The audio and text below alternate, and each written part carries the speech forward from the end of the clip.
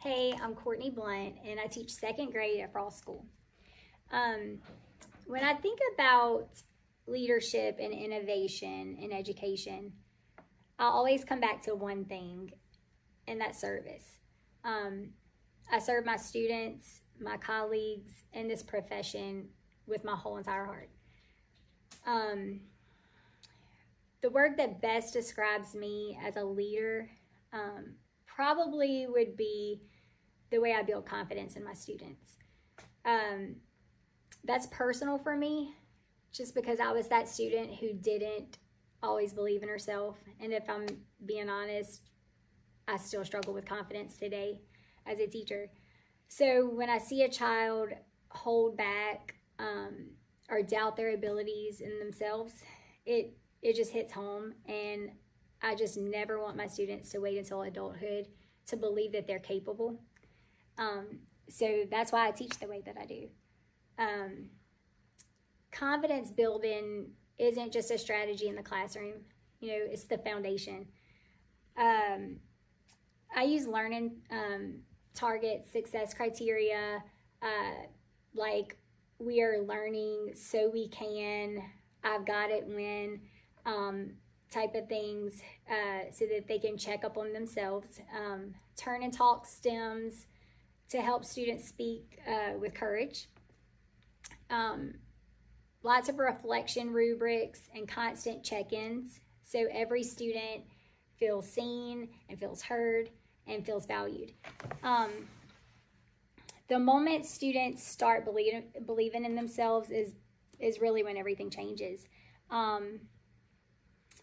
Their questions, they get deeper, they help one another, and they begin to just take academic risks. And those are the moments I live for, the whole reason why I love being a teacher. Innovation to me isn't about something flashy. It's about meeting my students exactly where they are. And I think that is what I do best, both academically and emotionally. I design instructional tools and routines that make learning clear, accessible, and empowering. Some of these tools have now been adopted by several of the teachers in our school, across grade levels, really, because they help teachers teach with confidence and students learn with a purpose. As far as a leader, remember, I struggle with confidence, so saying that I'm a leader to my colleagues, I don't really know, other than, I lead shoulder to shoulder, I guess. So I try to be very flexible and work alongside them, and I don't know, I'm just always ready to help. I collaborate with the teachers. I'll model lessons if I need to, share resources, and we're always problem solving as a team. And basically I just believe when the teachers grow, students across the entire school will grow too. And truly, I consider myself blessed by God to be able to do this work every day. My job is not just a career, it truly is an answered prayer.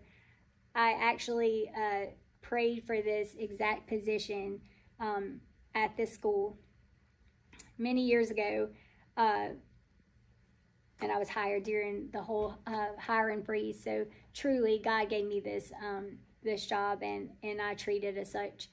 I'm grateful for every student who walks through my door and for the opportunity to help shape their belief in themselves.